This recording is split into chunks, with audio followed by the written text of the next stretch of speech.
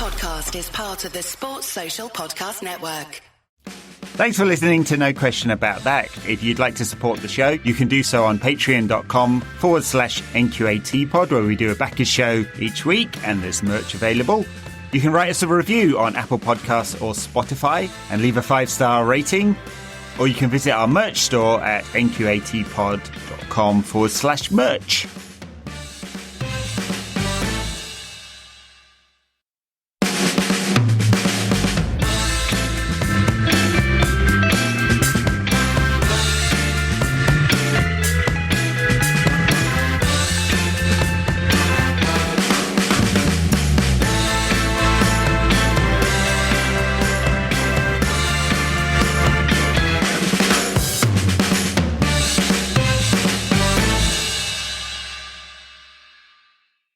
Okay, Daniel, so day after United's famous 0-0 victory at Anfield, how are you feeling about that one? Buzzing, as Big Verge said. Yeah. Oh, man, I enjoyed the absolute sewer-ness of that interview. Oh, God, yeah. One team trying to win it.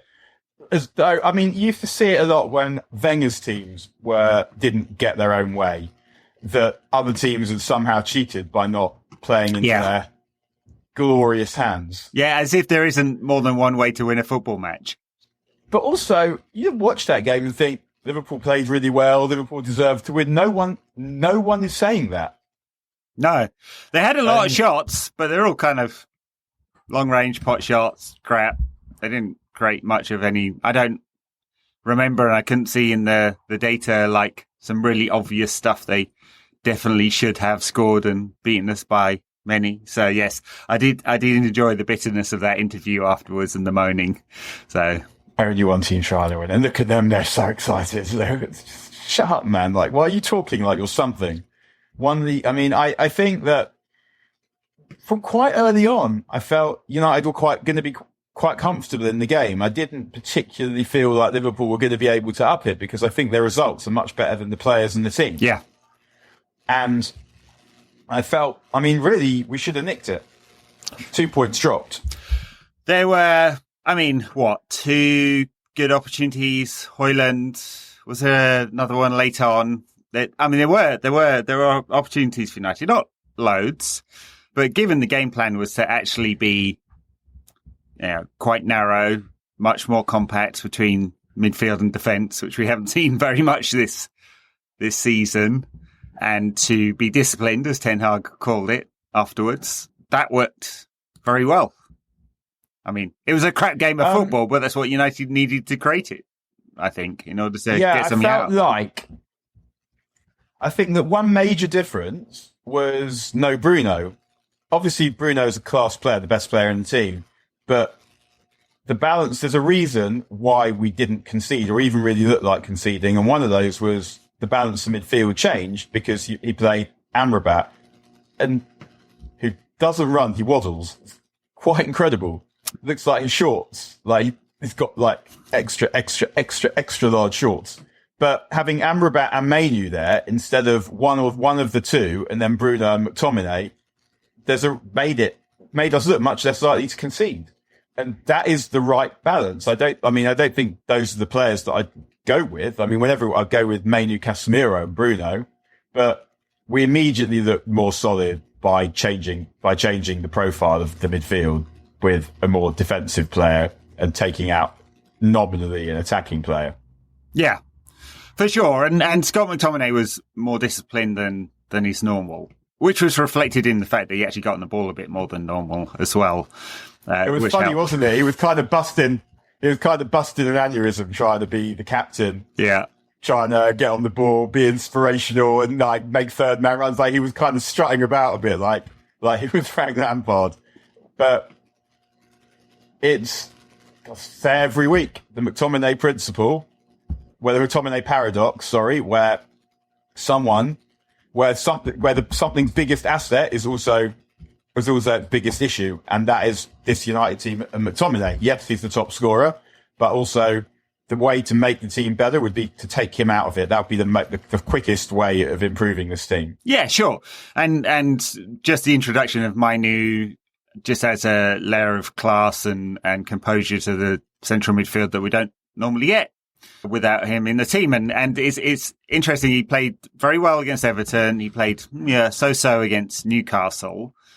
And after each of those, he's basically been dropped, hasn't he? Or did they follow each other? And he got dropped and he wasn't back in the team. He wasn't.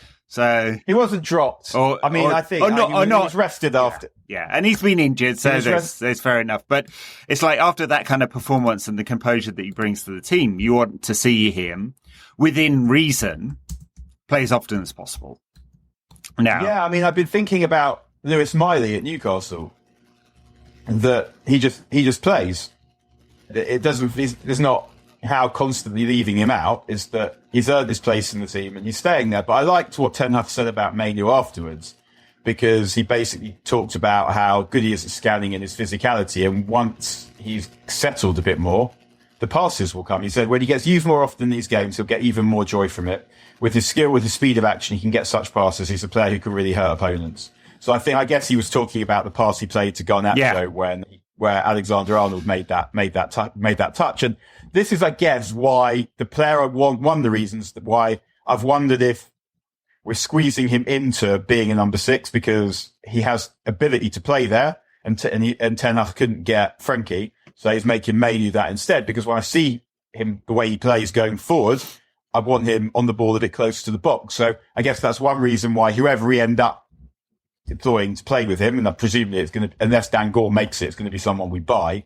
I want that person to be able to do a bit of his job and a bit of a number 8's job, so that Manu can do both of those things as well. Yeah, or maybe it's Casemiro, and Casemiro's legs aren't what they were, and maybe he just doesn't have to cover as much ground if Manu's in the side alongside him and Bruno, and then you have something of a balance there, because Manu is some kind of hybrid. But I agree, his passing range and his intelligence in tight spaces, whether it's nearer to his own goal or further forward, is just a class above what we have in the other players around him. And it does just kind of, obviously Amrabat just isn't very good. Let's just be honest about that. He can't keep up with the physicality for sure, and like his technical skills aren't so good that they make up for that. So he's just not that good. Casemiro's back training, and I guess we'll see him at some point over the Christmas break or maybe in the new year.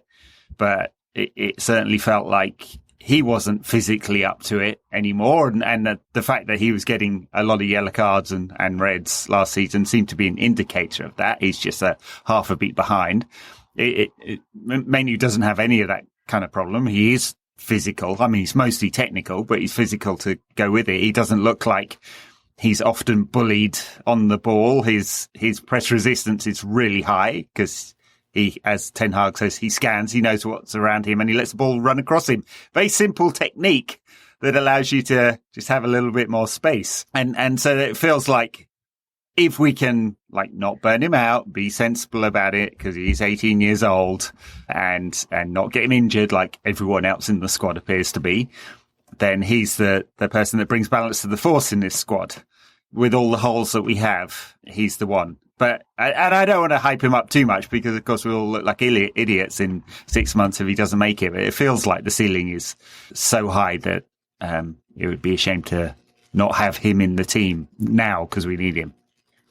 It feels like yesterday might have been the moment where he's now in the team. Same with Garnacho, where it now requires concerted bad form to get him out and someone else to earn the shirt from him. Yeah, I feel like it was that. I'm still thinking about that miss from Højlund, and because it felt like there was a little bit of a lack of composure there, where he just sort of thrashed at it. And Alisson is already one of those kind of lucky goalkeepers where things seem to hit him. I can't think all the brilliant that you sometimes hear that Alisson's made a brilliant save, and then I look at it and it's just like, no, the guy was close, but he's just thrashed it at his chest, and it was kind of that. But I think Højlund, he does have to work on his hold-up play as well, doesn't he? Yeah, he was barely able to. I mean, part of it was everyone's at some distance away from him, and they couldn't get the ball to him. United were having a lot of trouble building out from the back in the first 60 minutes or so of this game. and just couldn't get it into him. I mean, he had 4 touches in the first half. I don't think I've ever seen a striker have fewer touches in 45 minutes of football. It was just nowhere near it. And so that part of it was United's problem, and part of it is his problem. Yeah, he's got some development to do, and it's United's fault as a club that we've thrust someone who has absolutely no experience of this kind of level of football into being our first choice striker out of desperation. So I feel sorry for him. It's a very thankless task, but he also has to be better. Yeah, it was one of those where it felt like if he got some early, if he came in and the steam was firing, then it could work really well. But because that isn't what happened, he's struggling. Like, I guess turning up without much pre-season, injured, without just having played very much football at all. Yeah. But we've obviously seen what some aspects of what he can do, but we don't have the option of taking him out of the team. No, because the other option is Anthony Martial doing his best impression of his future Old Trafford statue, just because there's nothing left of him anymore. Or Marcus Rashford is so in the pits of lack of form that you wouldn't really bank on him doing much in this team either. So, no, and I think one of the things that bothered me, that I was annoyed a little bit about this game, was it felt like we didn't get the chance to give Alexander-Arnold a proper going over. Yeah. The passes to Garnacho just weren't really good enough. Yeah. The use of the ball was good once they went to 4-4-2. Was good for about 10 minutes where it looked like we might score. But otherwise, it felt like, I'm sure that Garnacho hitting that space behind Alexander-Arnold, or even trying to get him one-on-one, would have been something that they planned, and they just weren't really careful enough. They're just so imprecise in the passing. And the touch, that you just see you don't get the bounce of the ball because sometimes it's just not going your way, but also just the general imprecision of it all. And that's been a problem with this team for so long. The worst culprit has gone. That was Fred. I've never seen anyone, I don't think, able to do some of the good stuff he did, but the basics, like a 5-yard pass, was just so complex that, bent feet. Yeah, I mean, he was the absolute worst of spraying it everywhere, and you couldn't tell whether he put one in the top corner of his right foot or misplaced a 5-yard pass. Yeah, I definitely could. He will not do that. I remember he did on occasion, not often. The City Cup semi, just after we signed Bruno. Bruno doesn't play, where we get the free kick at the end, and it's such Juan Mata territory. Yeah. That it's just like, it's not so far out that his little legs can't get it far. It's just outside the box where he was really good, and it was on his side. And they give it to Fred, and Ole says afterwards, he was on flames at training. It's just like, what's wrong with you? Yeah. I think also yesterday, something that hopefully changed, and really, I don't feel like, I know we have, but in like the general pile on Ten Hag, no one's really been saying he is playing Victor Lindelof and Harry Maguire over Raphael Varane. And he keeps fucking doing it. Well, the supposed inside track on that one, the commentary that kept coming out, not that Ten Hag actually said this was somehow about Raphael Varane's ability to play out the back, but specifically his ability to play out the back, playing alongside Harry Maguire and the passing lanes out to Garnacho or Luke Shaw and whatever, right? And then he played this game, the entire game, all 90 minutes, with Varane on the left, the right-footed Varane on the left, and the left-footed Johnny Evans on the right. And they both did perfectly well of defending their own box and not doing much more than that. But I was like, hang on a minute, I don't get this narrative. This narrative wasn't true. Was it, if that's the way you're going to play in this particular game? And I haven't heard him justify the selection and positioning at all, because it would seem to go against that kind of received wisdom that he wasn't playing Rafa Varane and he was playing Victor Lindelof or Luke Shaw or anybody else on the left-hand side of that centre-back pairing, because Rafa Varane couldn't pass out of the back, apparently. 5 times Champions League winner, apparently. Can't pass out of the back. Well, I guess, it's not that there's no grain of truth in saying that he's not as good on the left and he doesn't really want the ball. but the other two aren't great on the left and also aren't great on the ball. So just pick the bloke that can defend, that can run and that can defend and that can win headers. It makes you think that there's something else going on, that there's been some kind of fallout, because it just feels impossible that any sentient being would keep doing that. Because 15 clearances yesterday. That is the second highest. Oh, I can't remember in what time period. In a long time, anyway. 15 clearances. The second highest of any United player? Maybe it's this season. Sorry, I think it's this season, of any defender this season. Yeah. So he did that bit very well. And I know Ten Hag wants more out of his back four. And there was one occasion. Was it for the Højlund chance when United played out of the back? It was, actually. It was for the Højlund chance. United played it fully out of the back, split the centre-backs. It was centre-back to goalkeeper to centre-back to wide and through midfield and so on, right? But for the most part, United played out of the back, got caught in a dead end and then lumped it forward. Or they played the centre-back to Onana, who couldn't find a man in midfield, who then lumped it forward. At one point, I was with the supporters club yesterday. I turned to the bloke next to me. I was like, explain this to me. I don't get it. If you're going to intricately tippy-tapper it between defenders and then hit it 90 yards forward, what's the point? Well, I guess the point is that you're hoping that you can create an opportunity to do something. And I thought that in the second half, when Dalot started inverting, he worked it out quite well a few times. I mean, he is obviously not good enough. And he, as I keep saying, because the player that I want is a better version of him, he's the one I'd sell. But I thought he played well yesterday. I've actually been sent off for the same thing that Dalot got sent off for. I was playing in a cup semi-final and we were losing. So I diss the referee, but not to his face. So I talk about him loudly so that he'll hear. He books me, which I thought was harsh. And then I applauded the booking, told him he was very brave, whatever I said. And I got another yellow. So I go home and, the girl I was married to at the time, her parents were staying. So how was the game? I said, well, we lost 4-0, blah, blah, blah. Left out that detail about the red card. And, then get a call on Friday from their mother-in-law. Jewish Chronicles arrived and there's a match report. It's cup semi-final. And it says something like, Daniel Harris then compounded Real Casino's woes by getting sent off for 2 bookable offences. And you forgot to tell us. Yeah. Well, you thought you'd get away with it. There'd be no media coverage.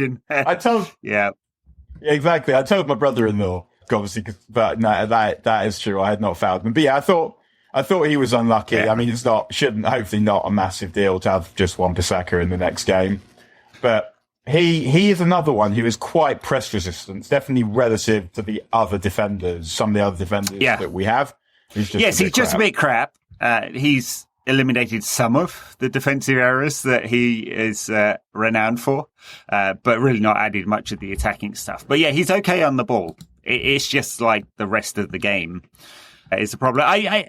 Of the sending off, the favourite angle I like is the high angle. Because in the actual TV coverage where it's edited, it's a bit hard to see what's going on between all the players and the referee. And the high angle's great because you can see that it's all basically one motion, right? It's the challenge, the throw in, he turns around, it's not his, he throws the imaginary sort of fist of anger towards the referee who books him, and he does the same thing again, right? It's all kind of one motion, and you have to be a particular kind of Jobsworth pedant fuckwit to go, well, that's 2 different things I'm going to send you off for. And it's even more gratuitous because of what Darwin Núñez had done earlier in the game, which was almost identical in its, well, in fact, there were 3 moments of dissent from Darwin Núñez in that particular incident. And also that beard. And that beard. And the elbow. He's a right prick him. Yeah. I mean, I again, talking to the bloke next to me in the pub, I was like, look, the only times I ever... This guy's gone home, he's on his podcast going, I was just trying to watch the game. And there was this really tall guy next to me. Twat, blocking my view and constantly talking to me. But look, there's only 2 people that kind of that kind of tash is acceptable on. If you're a 1930s gangster in Chicago, or you're a nonce, and I'm not sure which one Darwin Núñez is, but it would go with both. So anyway, it was kind of ridiculous, and not to referees make mistakes, of course. The problem is Michael Oliver makes quite a lot in Manchester United games, and he gets some heat as a result. Maybe he makes a lot of mistakes generally, and referees do, and we're just totting up the ones he makes when in United games. I agree. I don't think the standard is high. I do think he's one of the better ones. I don't mind if they start sending people off for that shit, if they're going to send everyone off for it. Sure, yeah. Yeah. You can't pick and choose. Mind you, he is the guy who invented the tossing up the team fouls to give someone a yellow card. Was that him, Herrera? That was him, Herrera. Against the one Chelsea. and only time that rule has ever been invented and then discarded. So. And was it him who sent off Martinelli? Martinelli got sent off for the 2 yellow cards in one passage of play last season. And then I was sort of wondering, didn't Arteta get off a charge this week? Which was right. He shouldn't. He was right. It was right. He did get off the charge. But I wondered I wondered if they were raising. Why is no one else getting sent off for this? Then, if it's all so fair, and then all of a sudden someone else is getting sent off for that, I don't know. Well, look, they've done experiments in the past where they've mic'd up players. I think is it the Millwall game? They did it a few years back, and a long time ago. Tony Adams, when I still played Millwall, Adams is raging at the referee there. That's it, right? So the level of vitriol and 4-letter words passed towards the referee means that they won't make it public, right? Which, of course, since they mic'd up continuously now, a lot of that will be picked up.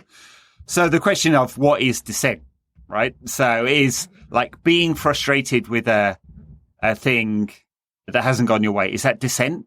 Is it? I don't know. Is kicking the ball 50 yards away dissent? Or not? Is sarcastically clapping the referee dissent? Is swearing at the referee and calling him a cunt dissent? What is acceptable and what is not? Right, and it's one of the idea that a grown adult shouldn't be able to take being told to fuck off by another grown adult without waving something yellow in their face just feels wrong.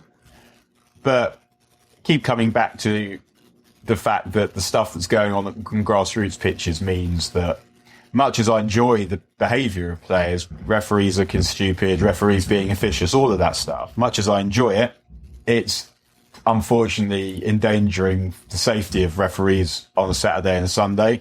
So they have to clamp down on it for that reason. And I wish I wasn't here saying this, and I'm not blaming the players for what nutcases on a Saturday are doing and their fucking parents. That's not the players' fault, but we would be stupid not to note the connection, because we need to protect the grassroots game and we need to protect grassroots officials. And the way that we need to do that is by basically shutting down almost all dissent, even though in theory it's ridiculous. Who cares? But in practice, it doesn't work like that.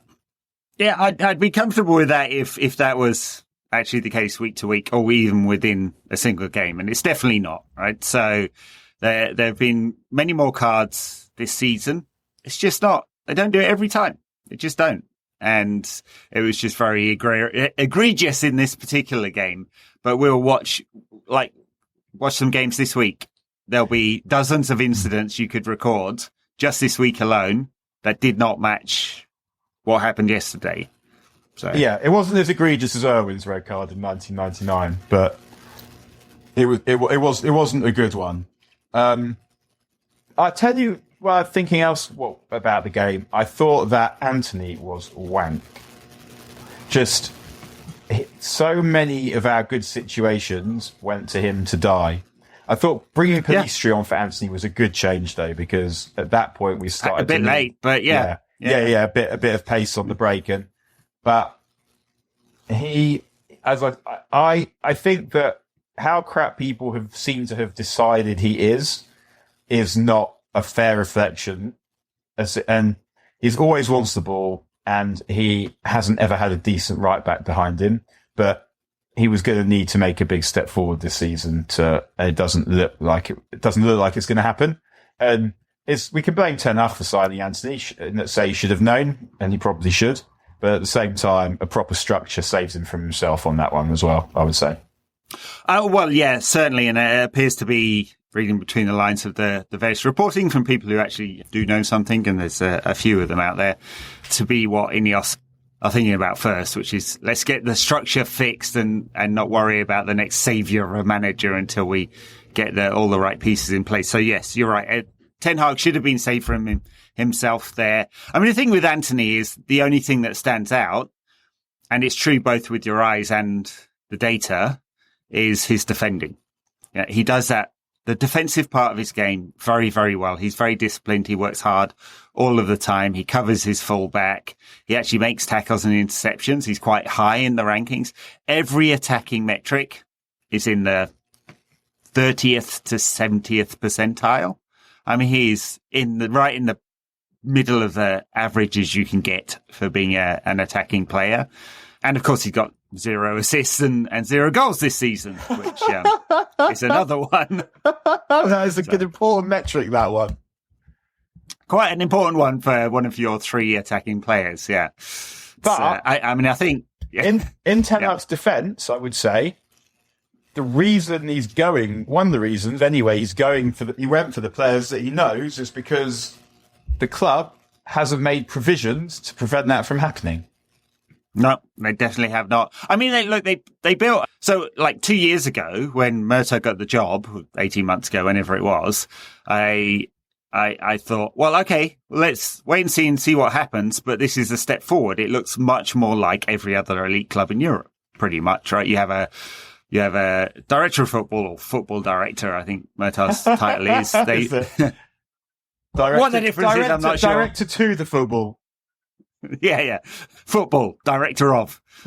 And Andy O'Brien came in as his assistant, and then Brown, I'm forgetting his name, Dave Brown, as the head of transfers. And so they just, and like hundreds of scouts. Is that a thing like head of transfers? Is that the things, as in the things well, it was, kids put on themselves? Yeah, Matt Judge's. Get a bit of pencil. That's it. Matt Judge's replacement, effectively. Matt Judge, who was not someone in the football world and was just a negotiator for commercial deals, and then was told to go and buy players, right? So didn't work. None of the structure worked. But unfortunately, United's record under the Murtough regime, for want of a better word, is shockingly bad. It's just bad. It's like Martinez has been great when he's not injured, but he's been injured a lot. But what else? Anana's a big question. Malassia's a big question. So I think that's harsh on Malassia. Højlund's a question. Right, but Malassia, to look at last season's one, Martinez, massive success. Yeah. Anthony, massive success, probably massive failure. And then Casemiro, overall a success. Let's see what happens this season. But also just a loss leader, because he needed a player for right now. And Casemiro was the best player he thought he could get for right now, knowing that you've got Manu coming up behind. So get 2 good years out of Casemiro. We haven't had it, but that probably was the idea. And he's obviously been injured or suspended for basically the whole of fucking 2023. Top stuff. So Malacia was 15 million quid and he was useful. I would say to just last season, we got our 15 million quid's worth out of Malacia. We don't know that he's going to go on to be good enough to play for United, but if we sell him, it'll be for more than 15 million quid. And we've got Alvaro Fernandez. So I'm giving Malacia, I'm happy. I'm happy with Malacia. It was a gamble. It was cheap. Yeah. And we got use out of him. Anthony, probably a failure. So I would say last summer, like the first summer, varying degrees, but I'd say 3 out of 4 were good enough to not be failures, definitely. And then this summer, we just don't know yet. Like, well, how can I judge? I think Mason Mount was the wrong player, but that doesn't mean he won't be useful. But also, how can I judge him when he's had 3 injuries in 5 months? No, that's true. And it's the first part, I guess, my instinct goes to. And can't see it yet, but obviously, like all these people we've mentioned in this conversation should be able to see it better than me. So I'm just a podcaster. It's not very important in the grand scheme of things. Anana will see. I don't know. There's some fundamentals there I'm pretty concerned about. He flapped at a couple yesterday and inconvincingly punched another one. But did the things he had to do. Fine. Didn't chuck one in, which is a bonus. Yeah, he made a good save. The good save from the header. It's still some errors while he settles in, some big errors. He's nervous, are vaguely understandable, but not totally understandable from someone of his level of experience. I wouldn't say. I don't blame him for losing the playing out from the back, because how can you play out from the back with those dickheads in front of you and constantly rotating cast of second choice, second raters? I mean, I understand it completely, but I keep coming back to the fact that the massive errors he continually makes that are responsible for our elimination from the Champions League are a facility of untidy, messy, scruffy, impetuous goalkeeping. And he's not about to change his style. So it feels like we're going to need another goalkeeper. Yeah, we'll see. I mean, I guess there was a red flag at the, it's the World Cup, before the World Cup. Or AFCON, was it, where he was asked by Rigobert Song to change the style and go a bit more direct, and he was basically tiki-taka or death. And so the coach chose footballing death, although he's back now in the fold. So I'm not sure that Andre is a suitable name for a goalkeeper. Andre feels you go down for the more like a crooner at some kind of nasty hotel on the Costa Brava. Do you think names can say much about footballers? There was an England under-17 game at the recent World Cup where they had 5 double-barreled players in the team. I was like, wow, I don't think I've ever seen that before. And I commented in our WhatsApp group, the old crew, and they were like, oh, it doesn't like modern family structures. I was like, no, Jesus. Not that. I've always thought that if Nigel Farage had been called John, then maybe Brexit would have never happened, because he wouldn't have been so furious and taking out his frustrations at being called Nigel and kind of transferring. You think that's it? Childhood trauma from being called Nigel. Yeah, I do. Yeah. I think that had he not been called Nigel, he'd be less racist. Yeah, I do think that. It's an interesting theory. We'll never be able to prove the counterfactual, but yeah. But who else? There are other players, and I'm trying to think who they are now, where it feels like they've got a name. Titus Bramble. I think that Titus Bramble got as far as he got in football, partly because he was called Titus Bramble, and if he'd been called John Smith, he would have not necessarily made it to the Premier League. Shit. Yeah. Being called Titus Bramble was helpful, I think. So I think this stuff does matter. That's what I'm saying. What your name is. But not always, obviously. Yeah. Well, whether it's John Edwards or whoever might be that United bring in to replace John Murtagh, I don't know whether it's going to be a fancy name in there. Although we do have Dave Brailsford. Is that Dave? Dave's kind of a football-y name, isn't it? Sir Dave. Sir Dave. Sorry, Sir Dave. EPO Dave. Yeah, just that whole British cycling thing just totally made me laugh. That the reason why we were so good at it in this country, well, the country that I am in, I guess, is I definitely don't consider myself we there, but the reason why this country is so good at it was anything more than it's fucking expensive to do, and most countries don't do it. Yes, there was. Yes, absolutely. They chucked a lot of money at it.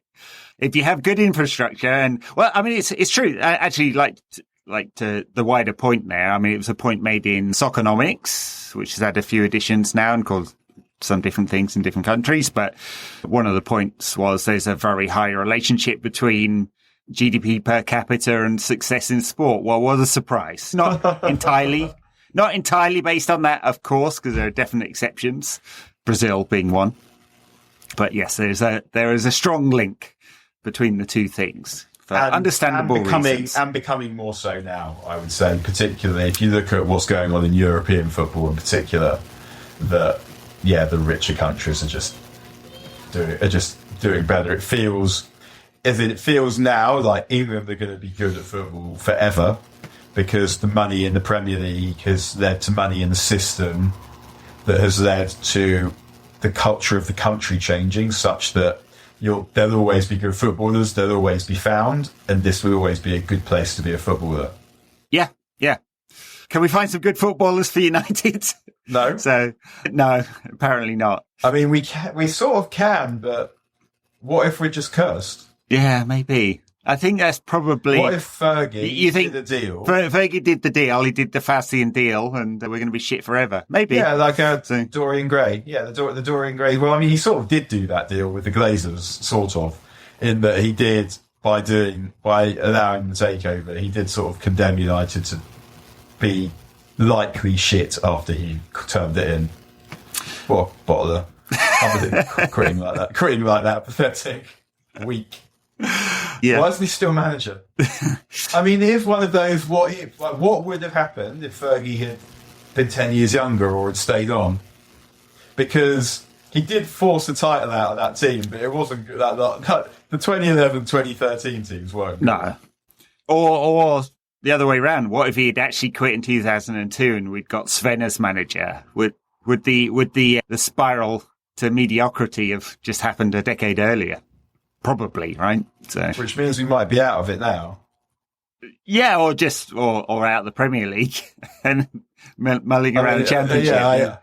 So, Yeah. I mean, it's one of the great dastardly moves, letting everyone think you were quitting and then coming back just to screw them over just for just another decade or so. yeah, I wonder who in that Lovely. squad at 2001, 2002 squad was absolutely relieved that Fergie was going and had a moment of horror afterwards. I think I remember Red Issue saying once that the players, like the level of reverence and adoration, if you remember this when he quit properly at the end in 2013, like the thing that always really stuck with me, I found quite moving, touch it, was Raphael had when they beat Swansea and they do the lap of honour, Raphael is wearing a T-shirt that he's had made, like a footballer, on shitloads of money. He has gone to the trouble of having a T-shirt made of fucking Snappy Snaps or whatever. And on that T-shirt is a photo of him and Fergie.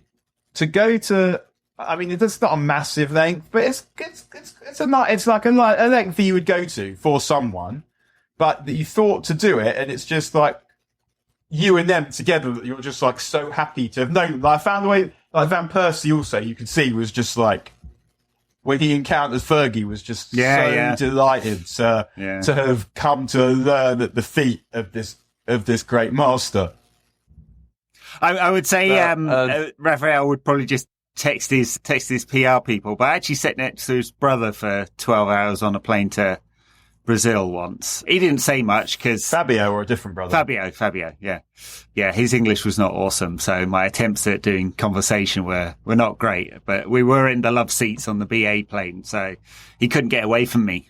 So, I guess because you obviously have you get the legroom seats. Yeah, no, in first class. So. I remember Red Issue like in 2002.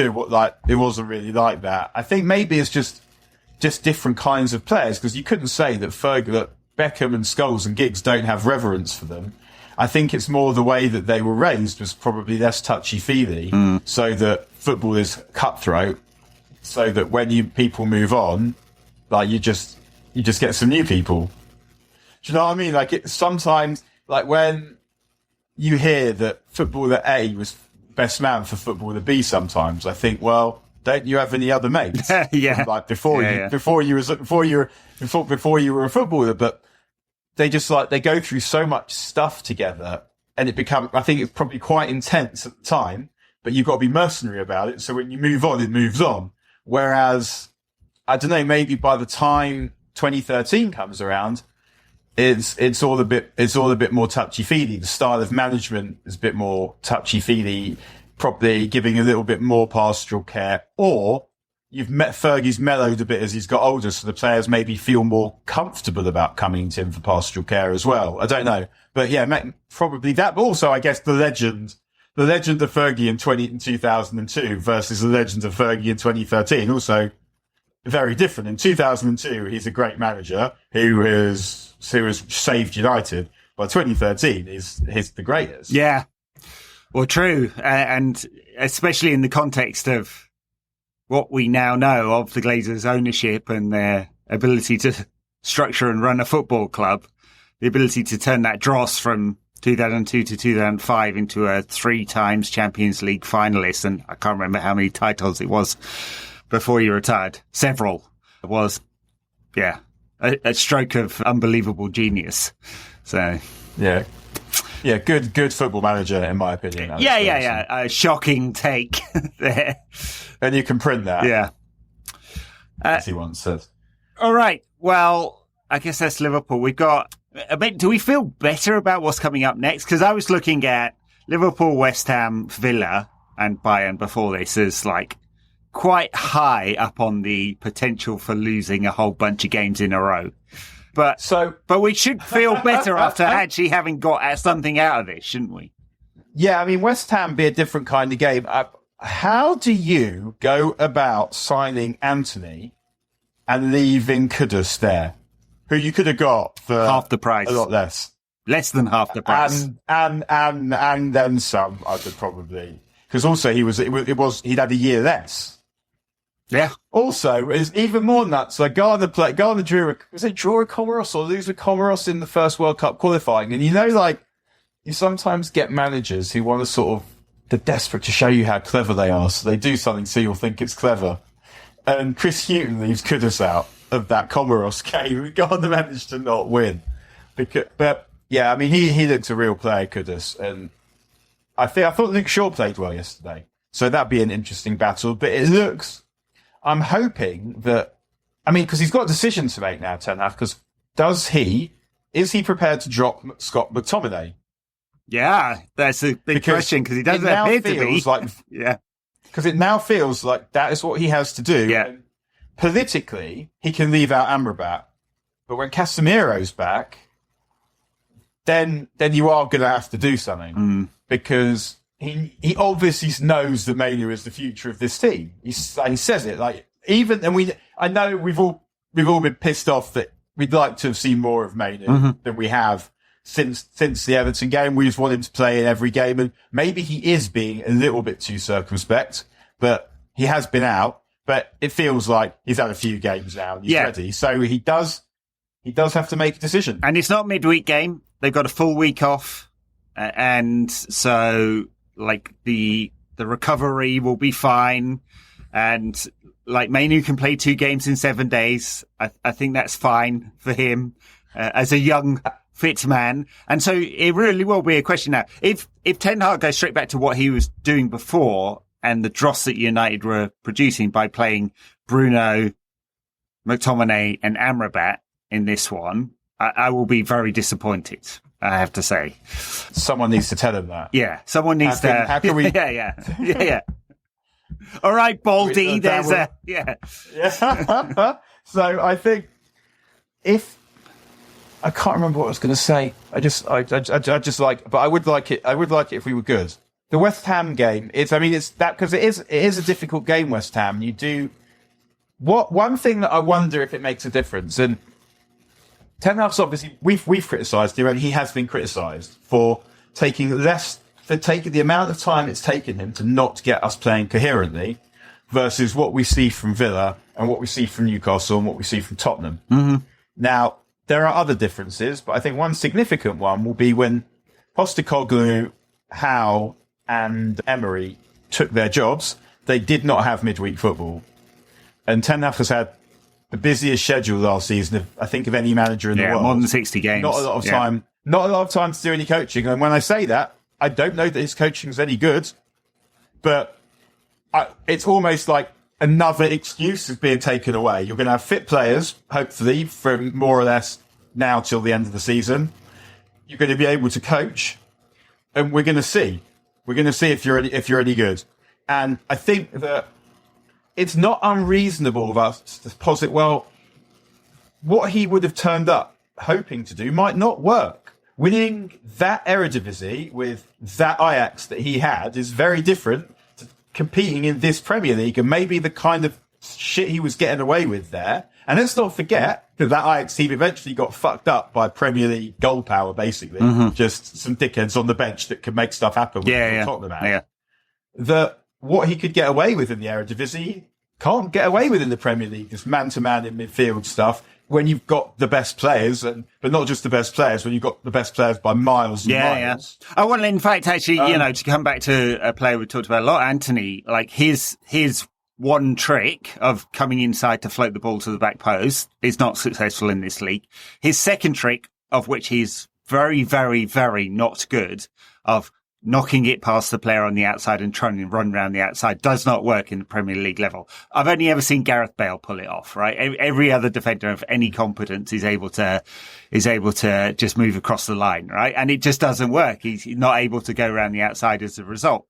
But I do. The kind of thing your dad does on you in the garden. Yeah, exactly. I do that with my 10-year-old all the time, and I feel quite good about myself for doing it. And then he punches me right in the dick. So, it's like... True story. So that didn't work. It does give me big pause, not to relitigate all this again, but about Ten Hag, that he thought that he could get away with it with so many of his players, right? So the fact that he thought Anthony would be what he knew of Anthony, of working with him closely, would translate. And what he knew of Amrabat from working with him 6 years ago would translate. And what he knew of Eriksen, although that's different because everyone's seen a lot of Christian Eriksen, might fully work. Eriksen and Amrabat. Eriksen and Amrabat are at United not because they're good enough, but because they're free enough. Yeah, well, true. These are and Amrabat is at United probably for another 6 months, and then a letter. Eriksen different, free, nice to have around, different to what else you've got. Good substitute. Like I like having Eriksen in the squad. I don't like starting games with him particularly, but he's someone that I'm happy to have around. Amrabat, I'm sure, will soon be waddling back to Florence. And dear Sofian, it's not me, it's you. So at that level, if you're bringing someone in for a year, number one, it might be the personal connection that enables you to make that happen. I mean, Val Vegel's probably had lots of options, and he came to that. But so it means you might know their agent, you might know their players. It probably makes it easier. And also, if you're only bringing them in for a year, you're also thinking, what kind of person are they? They're going to ask up my changing room. So, but the main reason, as I said earlier, is that his talent ID isn't his job. Scouting isn't his job. Director of football isn't his job. His job is demanding, pressurized, and hard. So the amount of time he has to devote to doing other people's jobs probably isn't that much. So, yeah, I mean, Anthony is difficult because his numbers weren't good in Holland either, particularly. No. So it's a really because you think that he's going to be good enough to play, and you want to make your team, you want United to be the best team in the world, but that's your brief here. And you think that Anthony is good enough to be part of that. It is strange.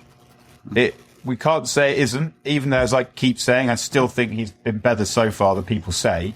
But it doesn't look like he's going to make the league. No. And the idea that, how did it not happen that someone said, well, this player has done this and this, we could get... I don't know. I mean, who knows how the conversation went?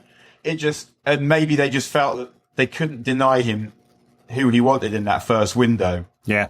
But I suspect that's it, because the level of detail required at United to sign off on the check is apparently very high, right? So someone signed off on it anyway, knowing all of that. Coming back to West Ham, they are legitimately good through midfield. I mean, they have good players in there that make them better than a David Moyes side really should be. Paquetá also. Alvarez been excellent. Kudus further forward has been excellent. James Ward-Prowse gives them obviously real danger from set pieces, but he was very good at the weekend and running power. Yeah, so they are good through there. They do lack some options up front. I think that's true, and they are pretty static at the back. But they are ahead of United in the table for a reason. They are getting enough results. With all these games like this, you think if we play well, we'll win, but we could easily lose this in abject fashion. And that would be a real massive step back, wouldn't it, if that happened? But it'll be interesting because front foot United hasn't created much, but has left open itself at the back a lot this season. So, and we haven't seen that kind of performance that we saw at Anfield at all this season. So what do United do here? Are we more open? Do we play Bruno and McTominay again and expect not to be caught in the transition again? It feels like that's what will happen. That if I was guessing, I would guess that Bruno comes in for Amrabat. I'll do fucking time. I really will. But that would be my guess. The other thing I think they really need to work on is getting something out of Højlund. Whether that is getting someone close to him when you're trying to hit him long so that if he does arse up his touch, then there's someone there to collect it. Is he going to run front post or is he going to run back post? He needs to know when the ball's coming in. And yeah, yesterday wasn't the game to judge him really because there were so few touches. But yeah, just generally, yes, he does not get the ball into space very often. You'd think that would be a strong point, wouldn't you? He's getting the fewest passes. He's getting hit. I saw a statistic, and I'm now going to look like a knob because I'm about to big something up without actually knowing exactly what it is. But I saw heard some kind of statistic this week about how few passes centre forwards are receiving, and he is right down there with the lowest of the low of service. Yes, but and if you add him and Martial together, they're still in the bottom third for that particular metric. This is also that McTominay thing because he needs Bruno near him. You've got this elite, like one of the greatest creators in world football, and he's not near enough. I thought we'd be seeing Bruno sliding balls down the side, him holding defenders, pinning centre-backs, holding them off with his arms. Like the Capu could do that as well. Just out-physicaling defenders, like shift, shoot. I thought that's what we'd be seeing from him, and we're not.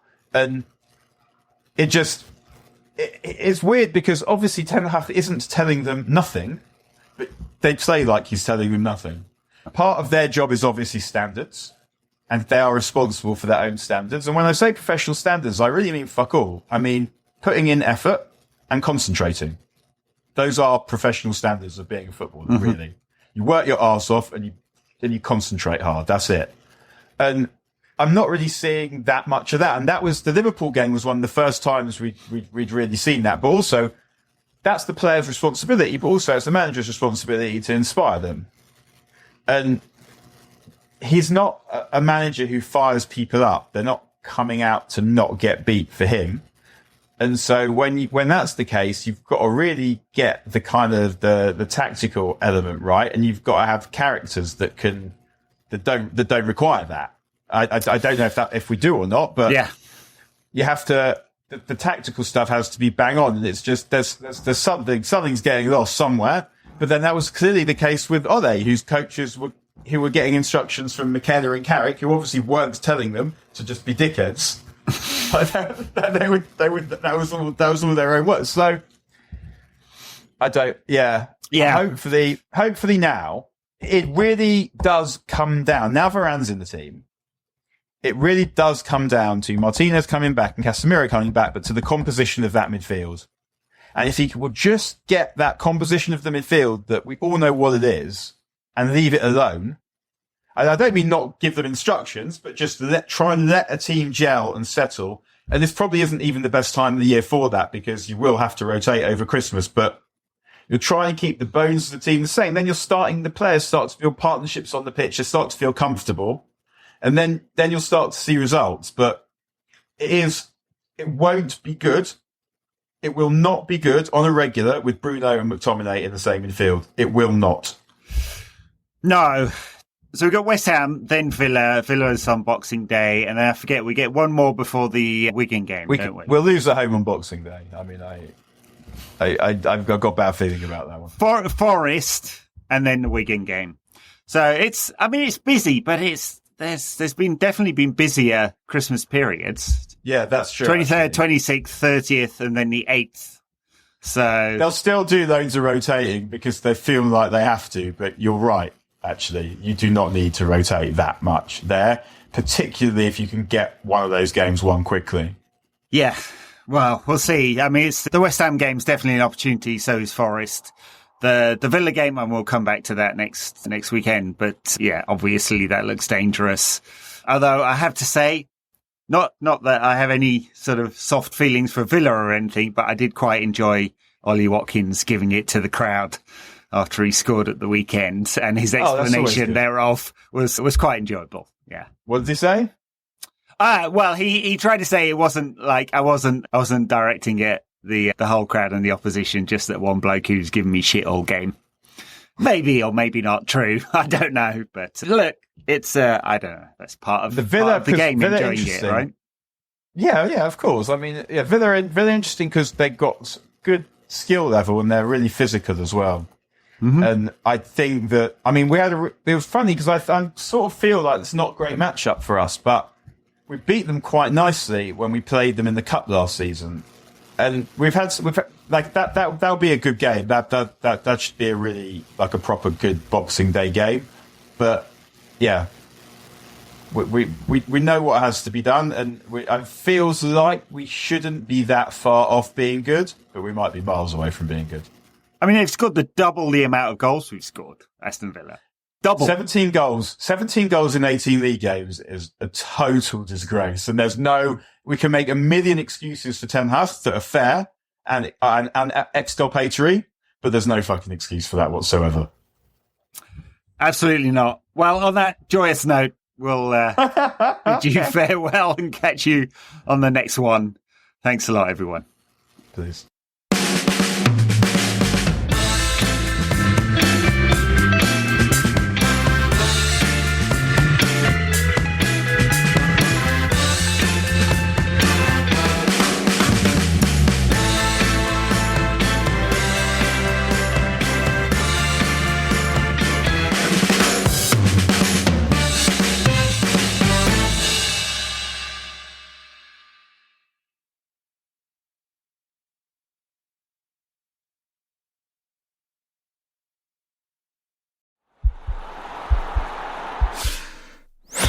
This podcast is part of the Sports Social Podcast Network.